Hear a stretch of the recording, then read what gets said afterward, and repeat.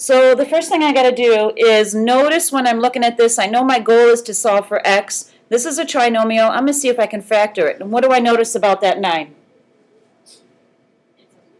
If a perfect square. So probably the first thing I would do, since this is a trinomial, is see if I can factor it. And I can.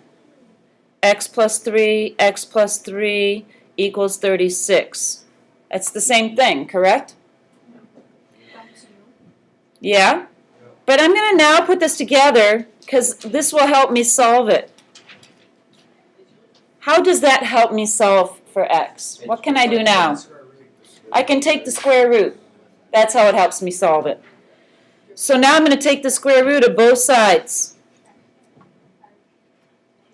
And I get x plus 3 equals plus or minus 6. Correct? Do you see that? And then what do I got to do? Subtract 3. So in the back corner.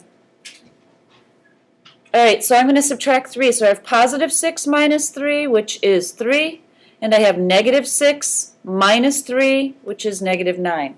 Those are my two solutions. So sometimes you got to stop and say, what's the best way to do it? I know this is a trinomial. This is a perfect square, so let's see if I can set it up like this. Okay, and take the square root. This is not completing the square yet, by the way. All right, how about this one?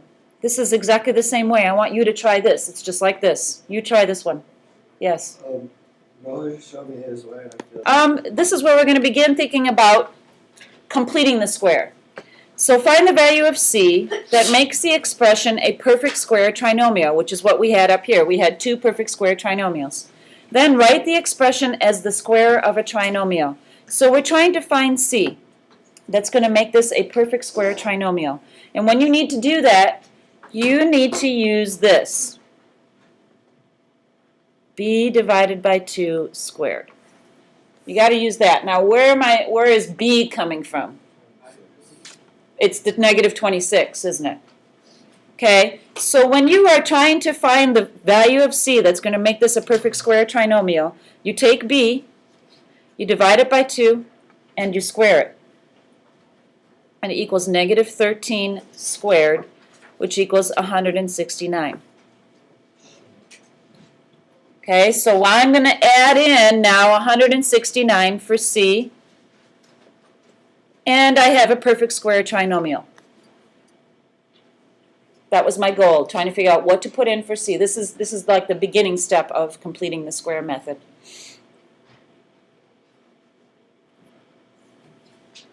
All right, so I got to find c here, the value that will make it a perfect square trinomial.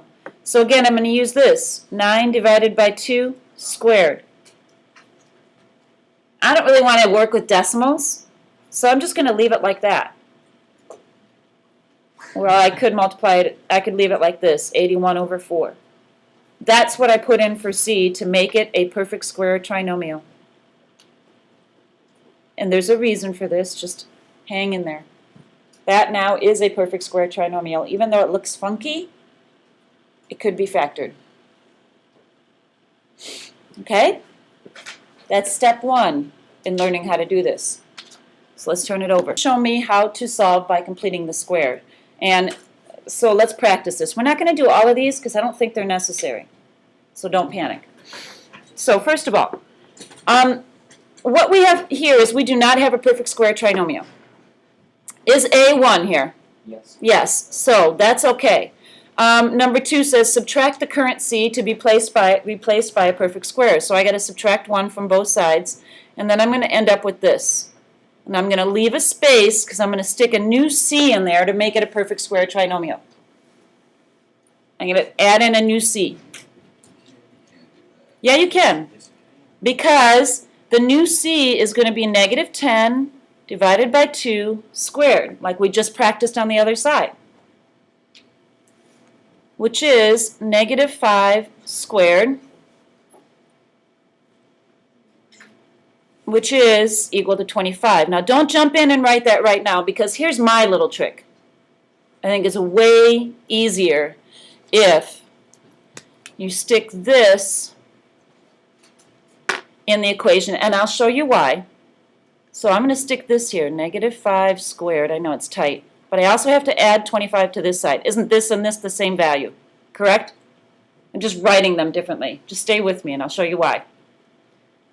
Negative 5 squared I put on, I added 25 here, I got to add it here. Right? Stay with me. Here's the reason I leave this like this. Because, yes, this is a perfect square trinomial. The reason I want it to be a perfect square trinomial is so that I can write it like this. Oh, look at this. Oh, now where did I get negative 5 from? Right here. I can write it like that, and then it equals 24.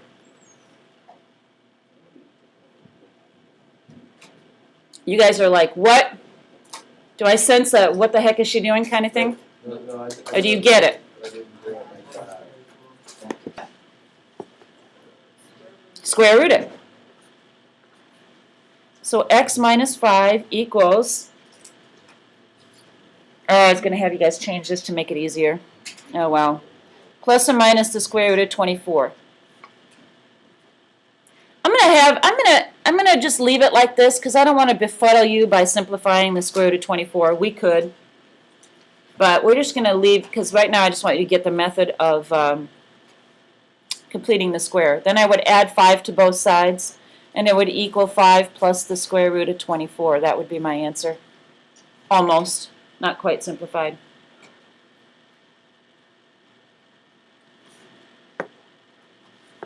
So let's do another one. Let's just practice another one. That was the introduction. Let's just practice another one. This is completing the square. Completing the square means you're adding something in to make this a perfect square trinomial. So the first step is subtract 8 from both sides. So when I do that, I have this, leaving a space for the new c. Yes? Okay? All right, look, it ends up being the same as this other one. My new c would be negative 10 divided by 2 squared, which is negative 5 squared. Correct? So I'm going to add that in right here, negative 5 squared. But I also have to add that same value over here, which is 25. Why do I write it like this on this side? Because that's my factor. Then I can just write this. This side becomes x minus 5 squared plus 17. Almost done. Now what? Square root both sides. X minus 5 equals positive or negative square root of 17. 17 cannot be factored, can it? Nope. And then you just add. It takes too long. All I want you to see is that you can divide by 2. Divide everything by 2 first because you have to get a to be what? 1. So then you would get this. 0 divided by 2 is 0, and then you add 7. Or do it your way first. Doesn't matter. And then you can complete the square. Now it's ready. So I don't think we need to do it because then it's the same as this. Got it? Let's do this one. This one, wait a minute, take a look. I can't complete the square yet. What do I have to do? Pardon me? I can't complete the square yet. I have to do what? Divide everything by 3.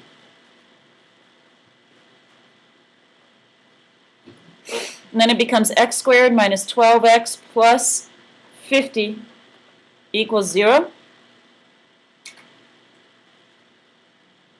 I'm going to finish this one because this one brings in your favorite, I. No, I'm done. Okay? I'm done. Are you ready? No. So I'm going to subtract 50. No, because I divided it all out. You don't have to for this. For completing the square, you don't have to. No, because you're dividing everything. You're not just dividing this side. So you're okay. All right? Okay, so I got to find out what I'm going to add in here. I'm going to cut negative 12 in half and square it, which would be negative 6 squared, which has a value of 36, correct? Here. So I'm going to add in negative 6 squared, and I'm going to add 36 to this side. Same value. All right, now I can set this up like this. X minus 6 squared equals, negative 14. Can't take the square root of a negative number. Until yesterday, we figured out how to do that, right? So that's my final answer right there. We're not going to do this one. It's too long. I don't even know if we need to do this one. I'm just going to show you the beginning steps here. What's different about this one? You got to distribute. You got to distribute. So you get 6x squared plus 48x. Oh, I can just leave it like that and add in my c, can't I? Except I got a problem. What's the problem with that? That's an 8. I got to divide by 6. Got to divide everything by 6. X squared plus 8x equals 2. Can I complete the square now? Yeah, I can. Okay, now complete the square.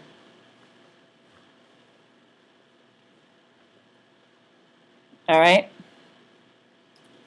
Go ahead and add in my c term inside the parentheses, which would be 18 divided by 2 squared, which would be 9 squared. Oh, but wait. Instead of adding it over here, if I'm adding it in here, then I got to subtract it here, so it's like I didn't really do anything to this side. Look, if I add it here, correct? You're adding. Then I got to subtract it outside here. This is slightly different than completing this.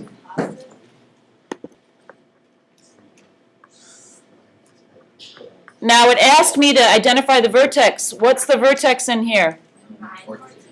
H K, right? HK, it would be. So because up there it's minus h, it's negative 9, 14. That's the vertex. And you're done. That's all you got to do. Just identify the vertex. That's all it's asking.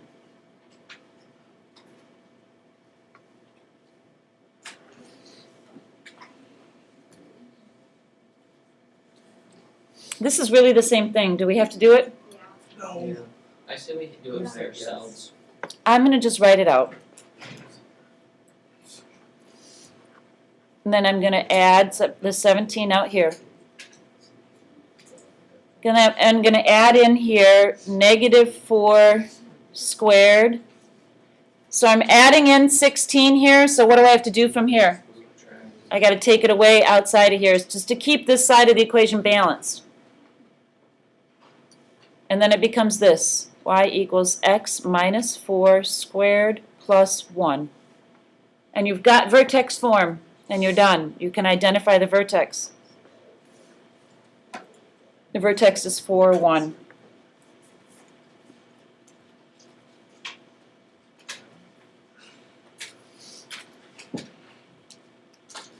Okay, this one isn't that much different than what you just did here. You do the same thing. What are they asking you for? What are they asking you for here? Maximum height is the y-coordinate of the what? Vertex. It's the y-coordinate of the vertex. So you got to find the vertex, just like you did here. And then you got your answer. Do the same thing. Find the vertex. And then the y-coordinate.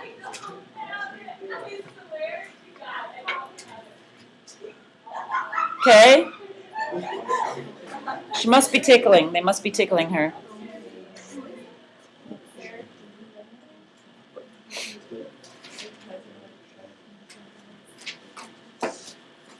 We have a slight problem. What's the slight problem right here? What's the slight problem?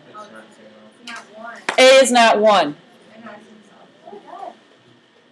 Well, you just do this. You just pull out negative 16. You just pull out negative 16. But see, we can because we're not doing it to this side of the equation. Okay? So just watch. T squared minus 4t